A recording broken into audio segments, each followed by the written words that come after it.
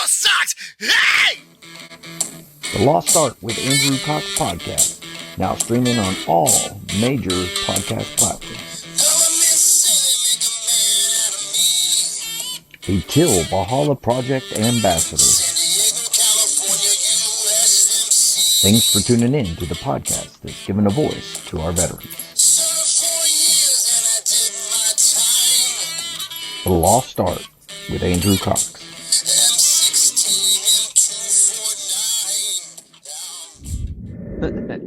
Hello, my friends, and welcome back to the Lost Art podcast.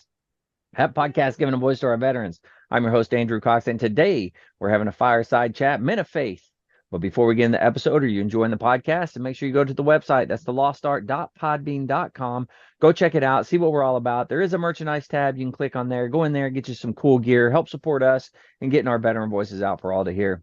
Also, big shout out to the Till Valhalla Project and all the amazing things that they have going on and allowing me to be an ambassador for that great organization. If you don't know anything about them, go to their website. It's tillvalhallaproject.com. Check them out. And if there's any way you can help them, please do so.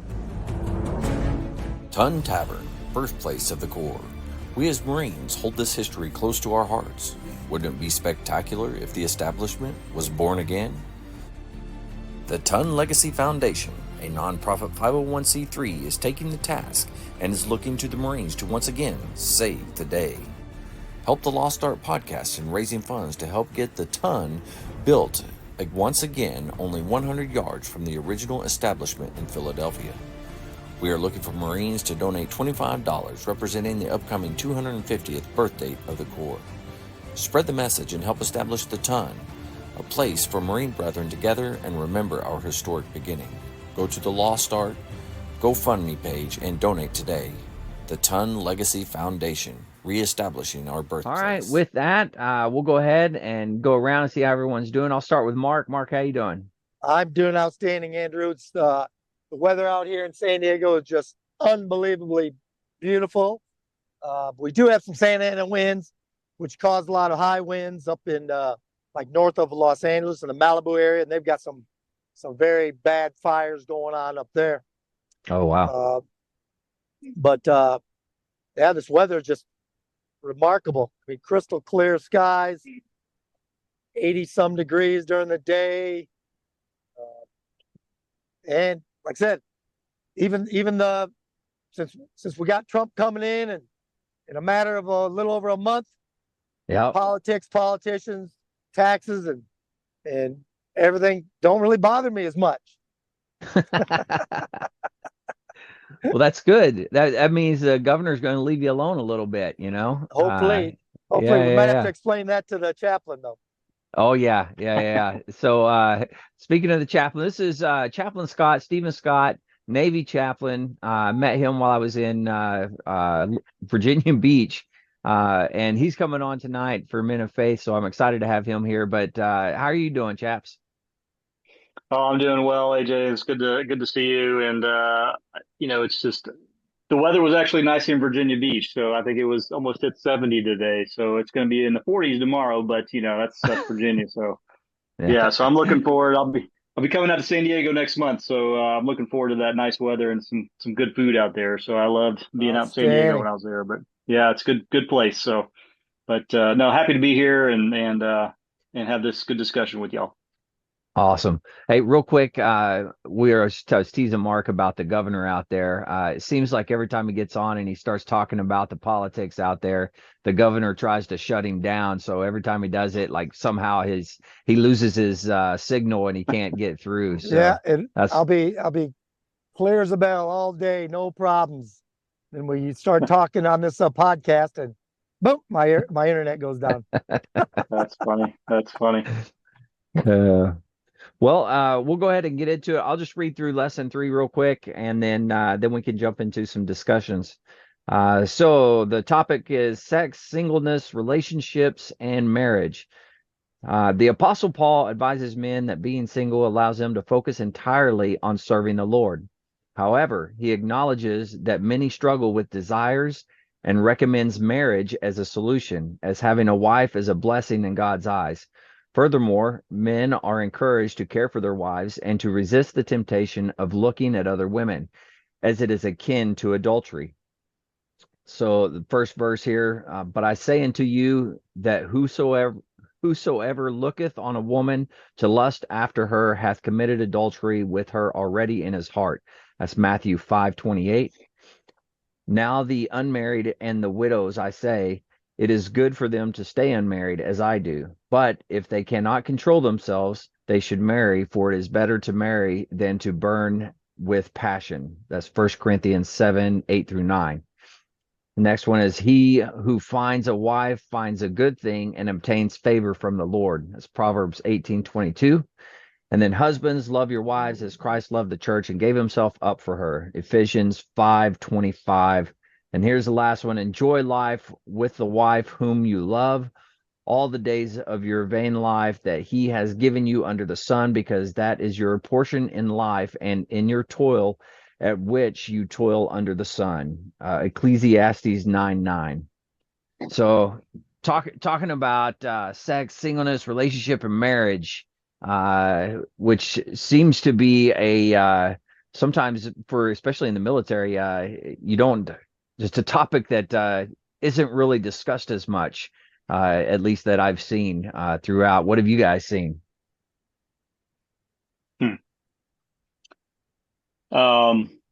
I guess I'll go ahead and jump on this one here. I think as far as relationships, I was actually having a conversation with one of the officers today in my where I work, the staff, and I asked the question.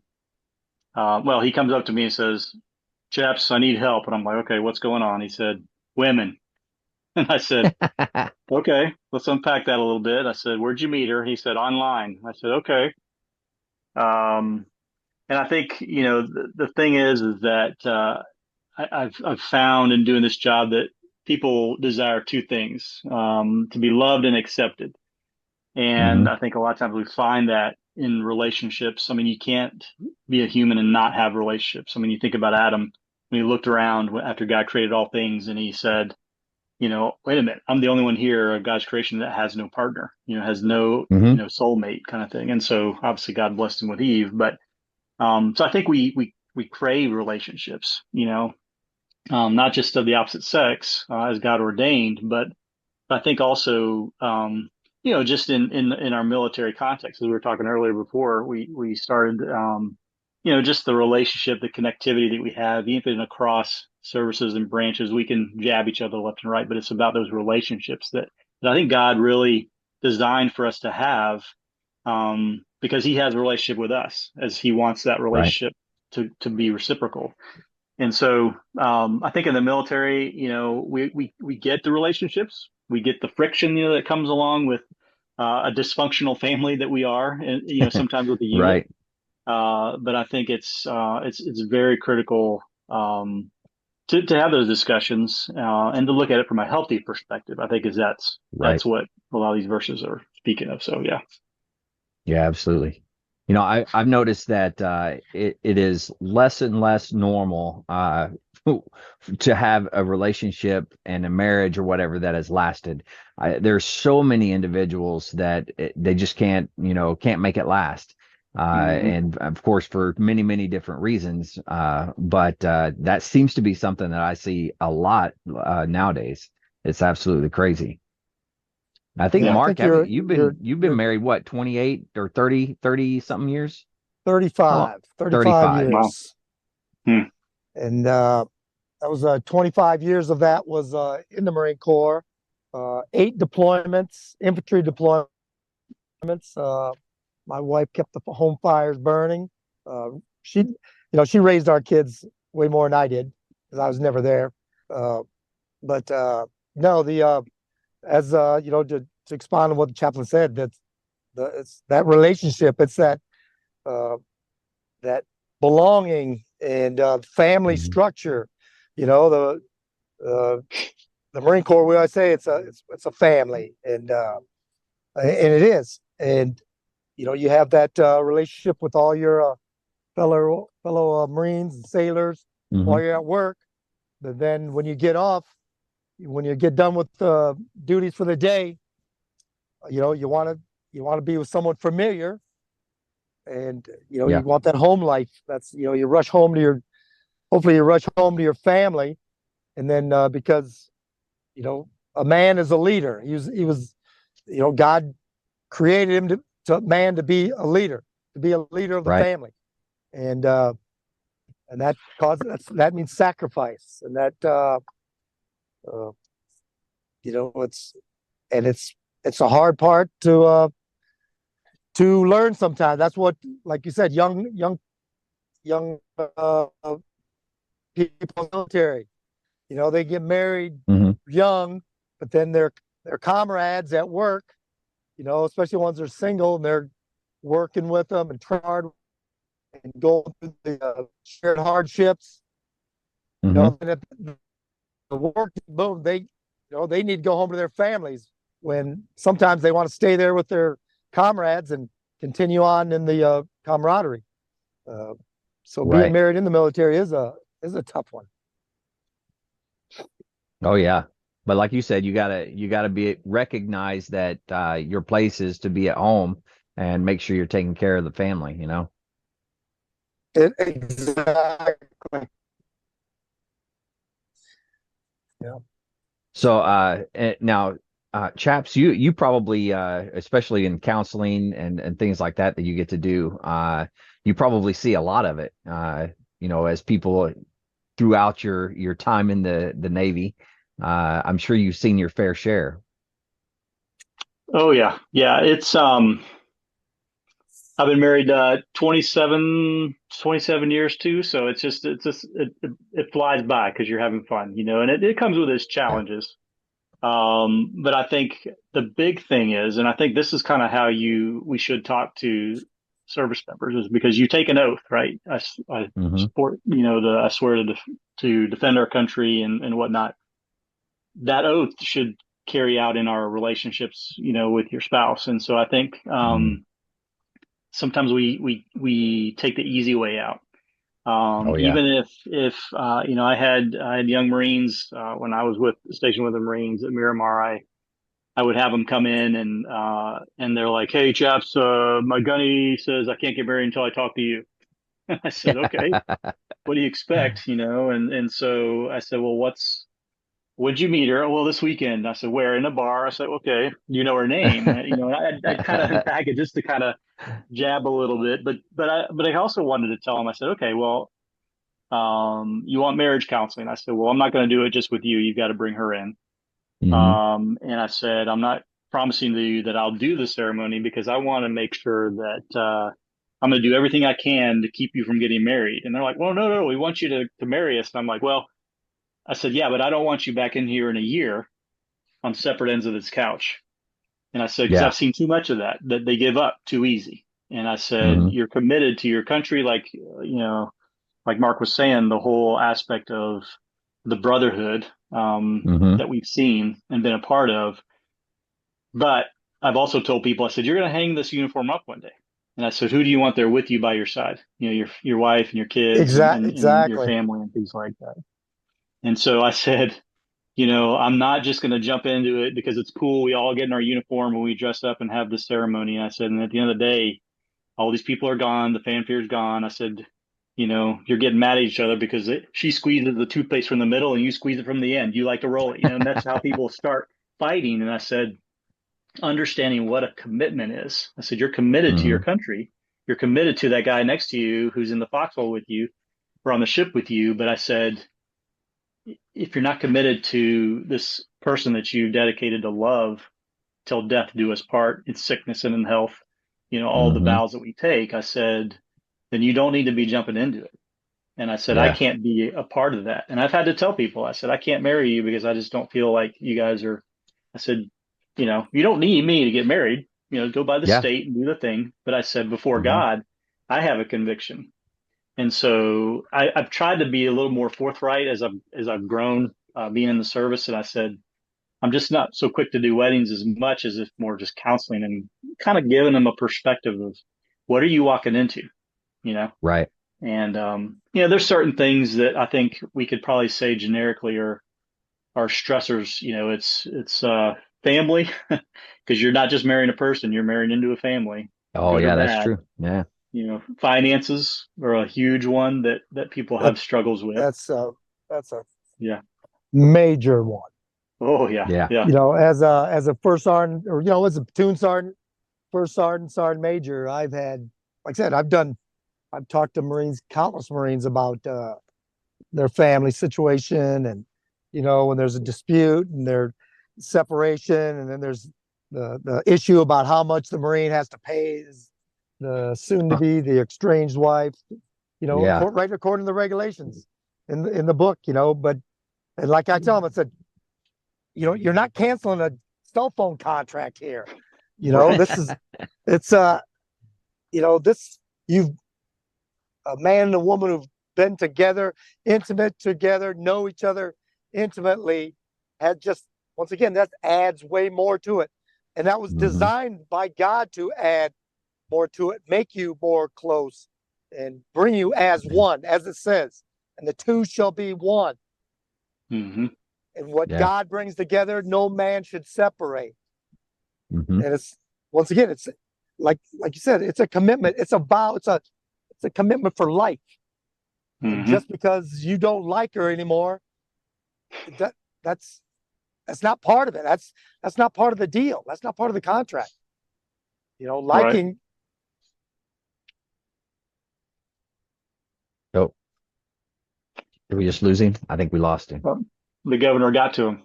I think so. I think the governor jumped in. Pros, cons,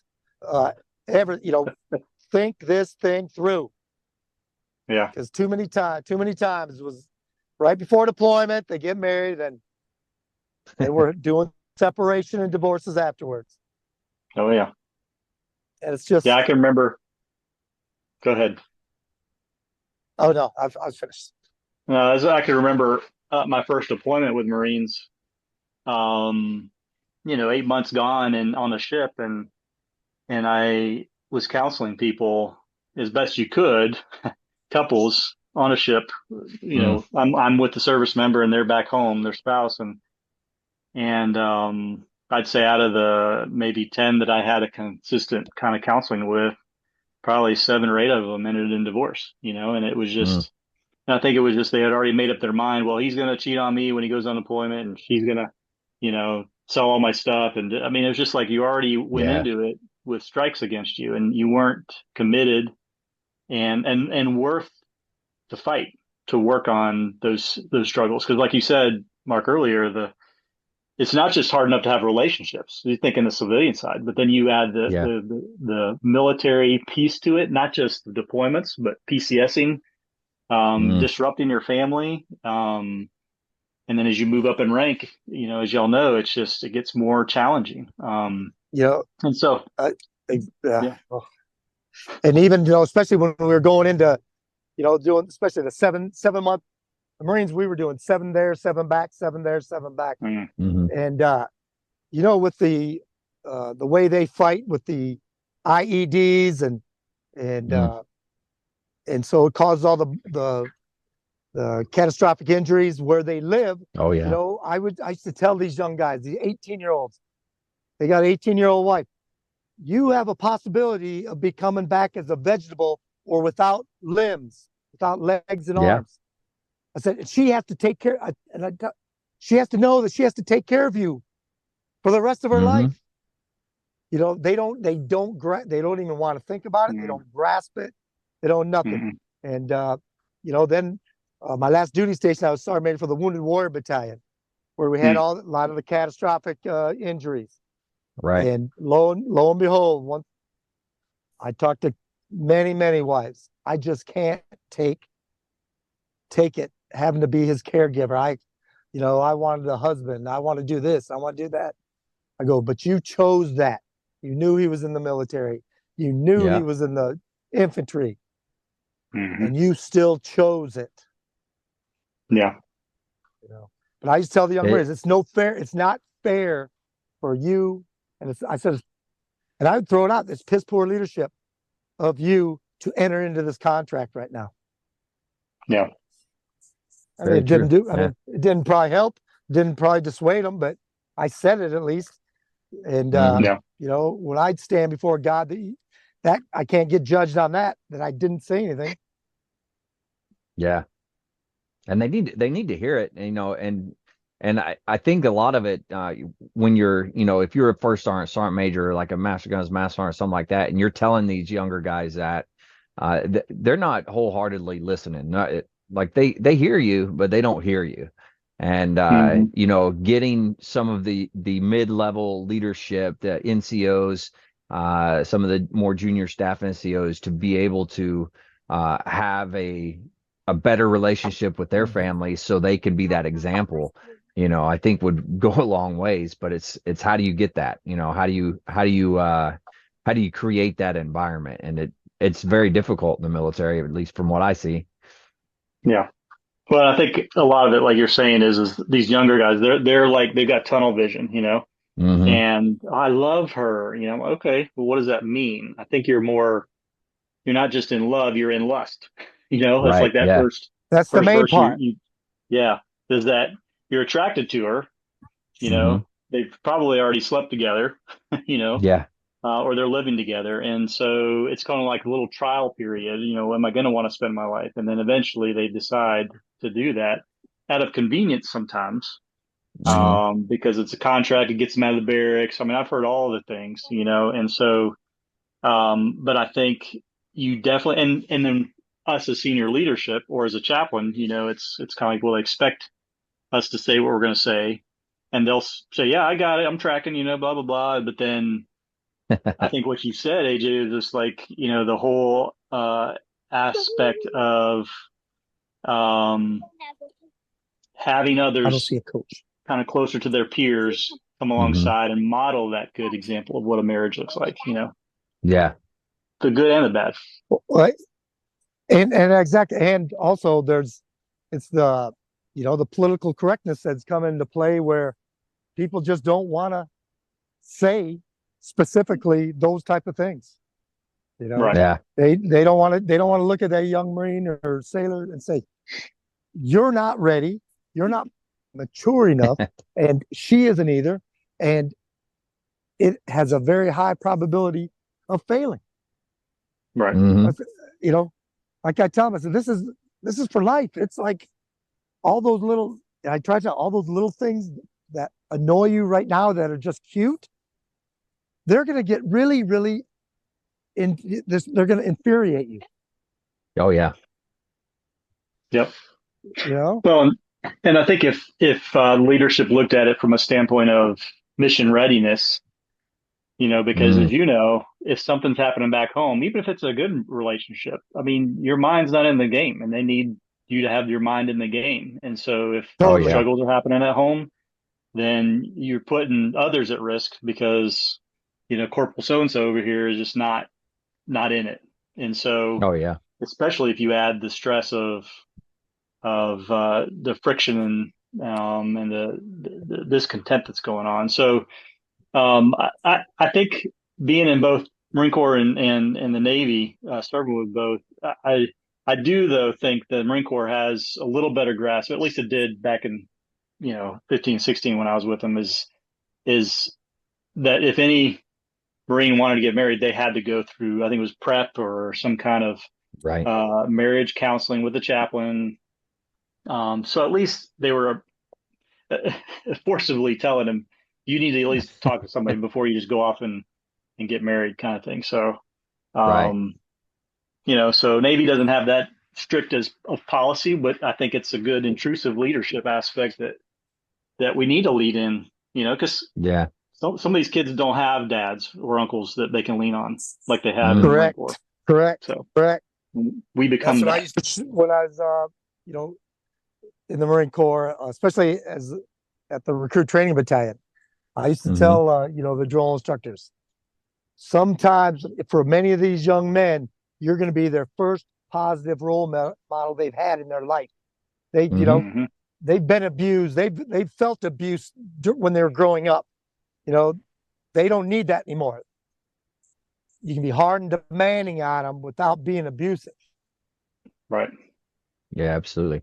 But You know. when you're going back to you're talking about the relationship about liking as far as loving and not just lusting. Uh, Hmm. I don't know if you ever seen the movie. It's called Shenandoah. It's with Jimmy Stewart. Has Hmm. anyone ever seen that one? Yeah. Mm-mm. So Jimmy Stewart, this is Civil War is just starting, and he's a farmer in Virginia, and he's got like 5, 6 sons and a daughter, and he doesn't want any of them to go to fight the war.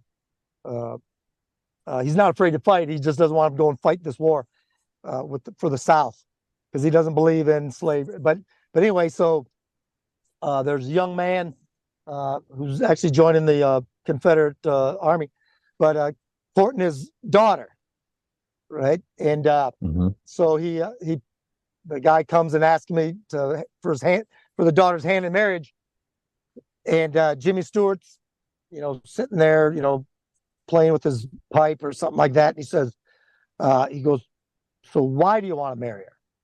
And he says, "Well, I love her, sir." He goes, "Well, do you like her?" And the kid's all confused. He's like, yeah, I think I like, yeah, yes, I like her." He goes, "Oh yeah, what's her favorite color? What's her favorite book? What does it, you know, if you liked her, if you were friends with her, you would know these stuff." And Hmm. then he came out with this saying that somehow stuck with me, and actually I experienced it, in my marriage after all these years. He Hmm. says, "When you love a woman without liking her, the nights get long and cold, and contempt comes up with the sun." Mm. Mm. That's good. Because you want to be intimate, your wife doesn't, you're pissed Yeah. off, and you wake up pissed off, and you go to work, and you spew that venom all throughout the day. Yeah. And it's Mm. just so true.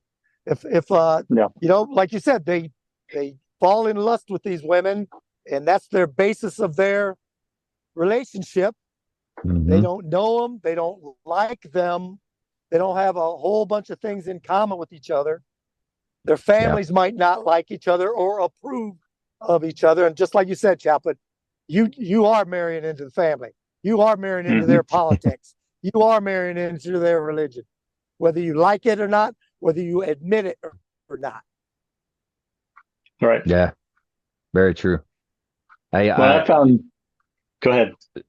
well, I was going to say you hit on something a second ago when you said intrusive leadership, and this is something that has always bothered me. Uh, when people say, "Oh, it's intrusive leadership, you're being too intrusive," and I always say, you know what? It's not intrusive leadership. It's just leadership. If you care for that individual and you want the best for them, you're going to make sure that person is trying to guide them and help them make the best decisions possible. But in my opinion, there's no such thing as intrusive leadership. It's just leadership, you Right. know? Right. Yeah. That's Yeah. that's a damn good point. Well, um, the knife hand, right? You've heard the title, the knife hand. When the knife hand comes out, stand by. So, Yeah. but I think it's just, or tough love. You can call it a lot of different things. So, but I think one of the other things we talk about is we talk about these young service members, that they're falling in lust, and then they want to get married, and then Hmm. it peters out. But I think the hard ones for me have been having a couple that I've been counseling who've been married 20 plus years, Yeah. and they're ready to call it quits. Because you have the first year is always a challenge because you're learning each other, Hmm. but then the 7 year itch, and then 10, you're Hmm. like, it's kind of like when you think about our service, oh, you're over 10, you might as well retire, you get 20, but Yeah. you can't treat marriage like that. And I think you have to go into it as, again, the day one, to remind yourself of the vows, and I'm constantly learning from my Hmm. wife. There's things after 27 years, we're still learning how, because sin's involved in our lives, right? Hmm. And Oh Satan yeah. doesn't want us to stay together, because if you have a good marriage, you're an example to other young couples, and they can thrive, and they Hmm. raise good children, and Christianity and the glory of God expounds. But he said, if he can attack our families, and separate us, then we Hmm. have kids that grow up and split homes. Not saying God can't still use that. But I think it's where do you, think and compare our time in service and the many years we've committed to our country. And then alongside of that, like Mark, you're saying your wife has been through, 25 years of that time that you've had. I mean, that's true commitment. And it's sad to say it's hard, you hardly see that anymore. And so Yeah. what a blessing that is. And an example to your children and everybody else that you come in contact with. So those are the hard ones, are the long time 20 plus years that are just struggling and they're Mhm. done. Empty nest, Yeah. whatever reason they do that. Um, Right. so And Yeah. and just like you said, Chaplain, about attacking the family. That's Mhm. how that's exactly how original sin yeah, came to play. The yeah, yeah, devil attacked the family by getting the woman to eat of the apple, and then she Yeah. fed it to Adam. And then when God asked Adam, what'd he do? He threw Eve under the bus so fast it wasn't funny. The woman yeah, gave it to me. yeah, Yeah. He abdicated. He abdicated all of his authority and responsibility right, right. instead of just taking the hit. Yep. Poor But leadership. that's how the devil did it, though. That's how the devil, he attacked the family. Yeah, Yeah. He got because God didn't tell Eve not to eat it. God told Adam not to eat it. Adam told Eve. So yep, Mhm. he destroyed that authority structure, and that's exactly yep, what he does. And yep. there's an old saying. I know who had it. It was always told to me when I was growing up. The first thing the devil does is get a couple into bed together. Then Mhm. the first thing he does after they get married, he gets them to get separated out of the bed. Mm. He attacks that union. Yeah. Yeah, I can see that for sure. Hmm. The one of the things that I think about is as you're going through your marriage, not everything is going to be hunky dory all the time. Not everything is going to be perfect. Everyone's going to have trials and tribulations through it. And it's just like both of you were talking about. It's just like your military career. It's not all perfect. You have your ups, your downs, you have all those things. But if you can commit yourself and say, hey, I'm going to do this for 20 years, or I'm going to do this for however long, you should be able to do the same in the house. But I guess easier said than done sometimes, but it can be done. well, Well, yeah, it's like I say, it's a simple concept. It's not Yeah. easy, but it's simple. It's a simple.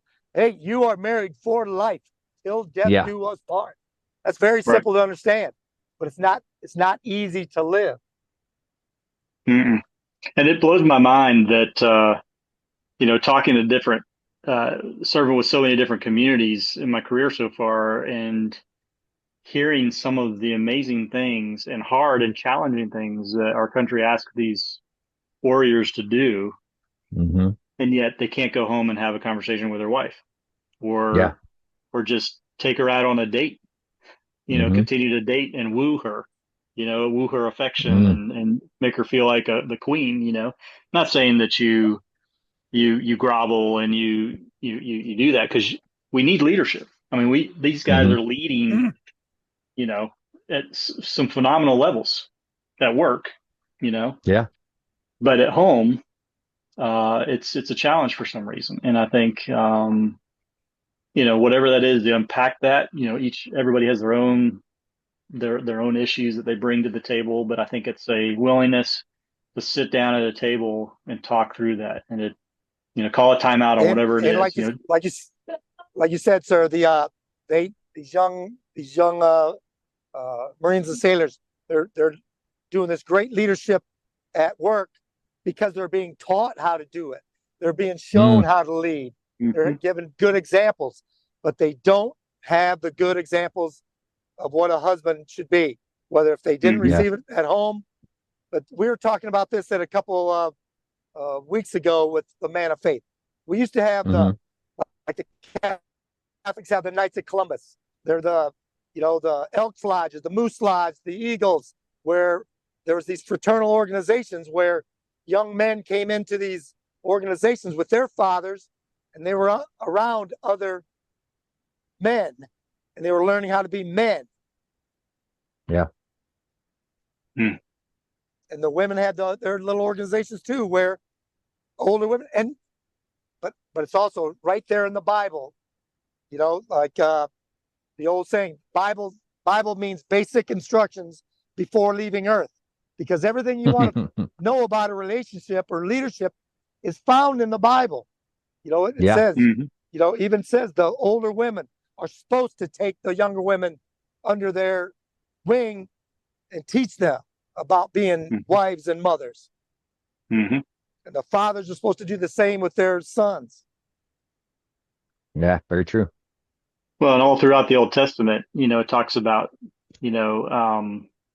the whole aspect of generations, and Mhm. as you're reading through the Bible, if you ever do the challenge of reading through the Bible, it's very difficult when you go through Numbers and Chronicles, and it's the begats, the so and so begat. Yeah. You can't pronounce half the names, right?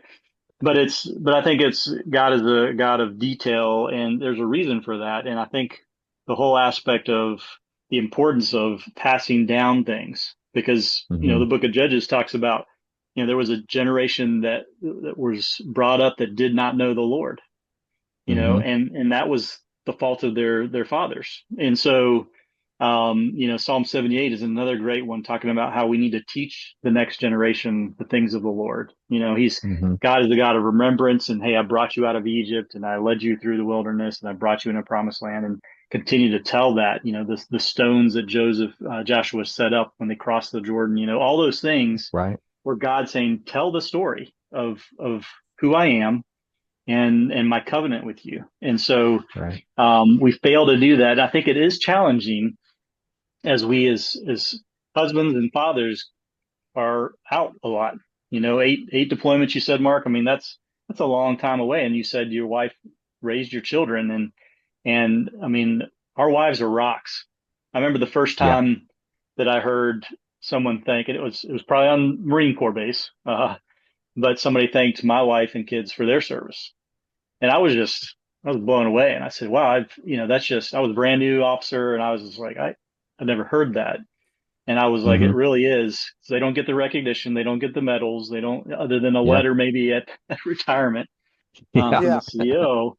But I think, we as who are serving our country have got to give them that extra care and love and commitment, knowing that they are struggling, the same, if not more, than we are when Mhm. we are away doing our job. Because we can roll into community, right, on the ship, on the field, wherever we're at, Yeah. with our brothers in arms, but yet sometimes our wives don't have that, and Yeah. they're Correct. Yep. really doing everything.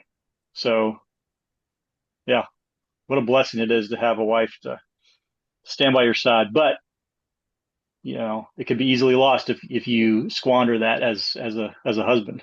So Oh yeah. Oh, totally. Yeah. And then there was I was looking for it on my phone, even though but I think it's in Matthew 2:13, but it says the devil will exaggerate your mate's failures and inadequacies, sow Mm. suspicion and jealousy.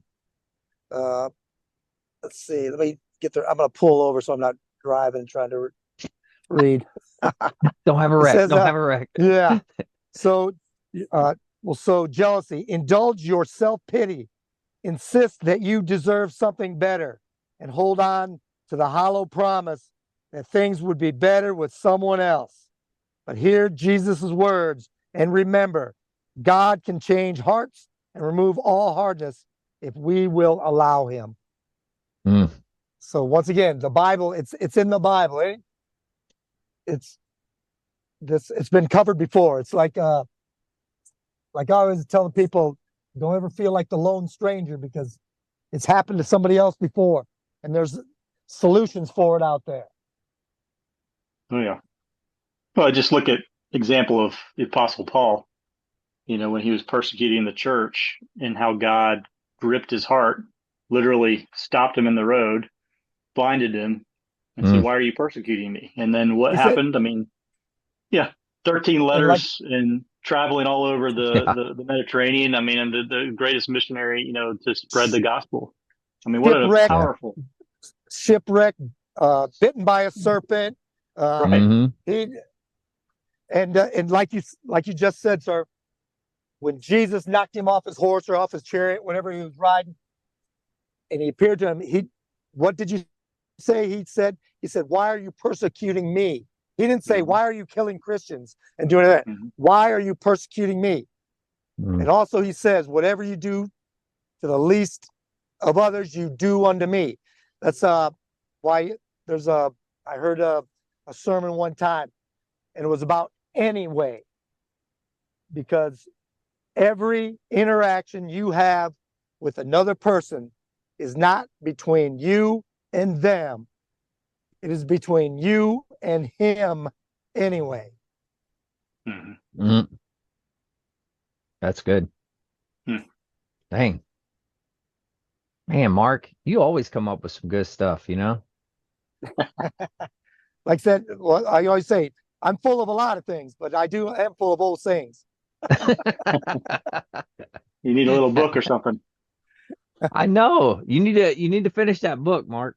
I know it. I know it.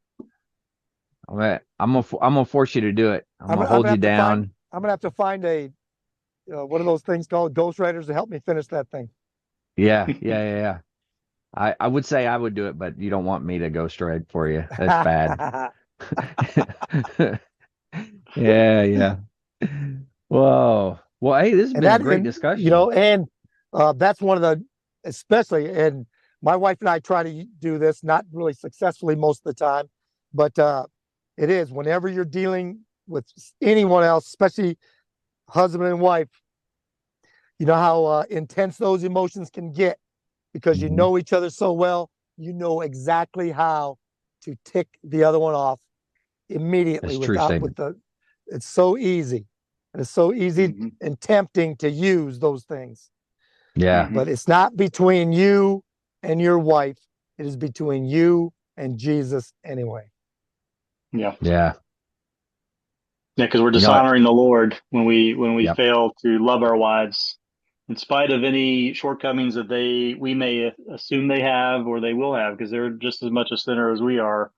We are, and Scripture talks about them being a weaker vessel, not because they're weak, but it's because God designed us to be leaders in our homes Right. and Exactly. to own it when you mess up, and to move forward. And I think communication has to be critical. But I'd also add, as believers, if we're not praying with our wives, you know, Mm. then we're not leading them, and No, even just a we're not. Yeah. You're simple, not. yeah. The So, man is the spiritual authority of his house mhm, and his family. yep. Very true. Dang. We should do this every day. I don't know. I always get something out of it every time we do that. I think this is all for me. It's not for anybody else. I'll be honest with you. Well, it's like with anything else.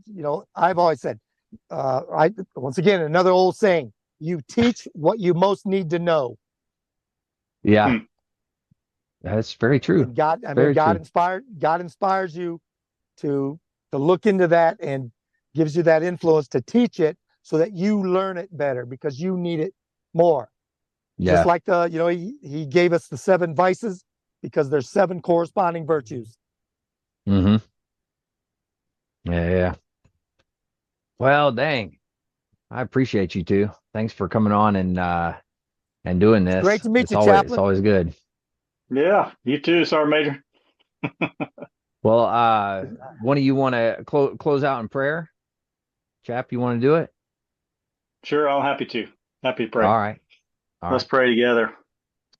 Heavenly Father, we thank you for this time of fellowship that we've had. I thank you for Andrew just bringing these fireside chats to fruition, and just hearing the stories of our many service members who have sacrificed a lot for our country. But Lord, I pray for the marriages of those who are struggling right now. I pray that they would fall on their knees ask for forgiveness, not only of maybe the one that they've hurt, but also more importantly of you.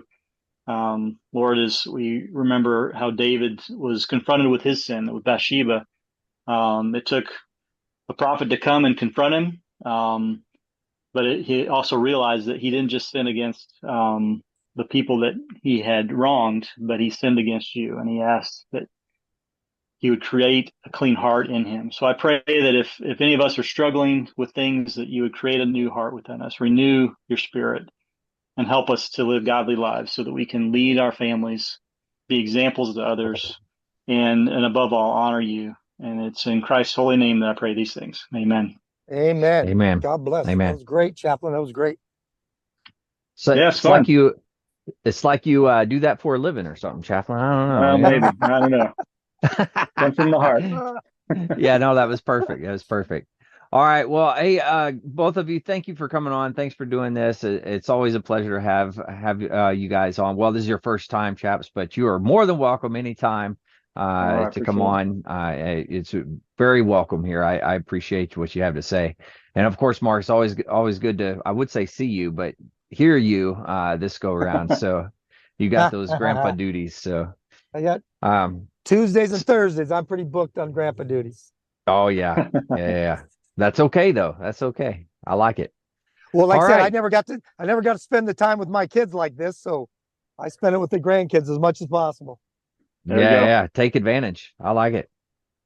All right. To all the listeners out there, if you are struggling, you need help, anything like that, don't forget the VA does have some great resources. You can always dial 988, press option 1. You can always text 838-255, or you can go to veteranscrisisline.net and click on the chat icon. Any of those options can put you in contact with somebody that can help you out. But remember, one veteran life loss is one too many. I care about you. I know Mark cares about you. I know Chaps cares about you, the whole veteran community. So please reach out for help. And if you're out there, you're not struggling, and you reach out to the buddies that you served with and ask them how they're doing. If they need that helping hand, please give them that helping hand. All right, gents, thank you one last time. To all the listeners, stay motivated, change your thoughts.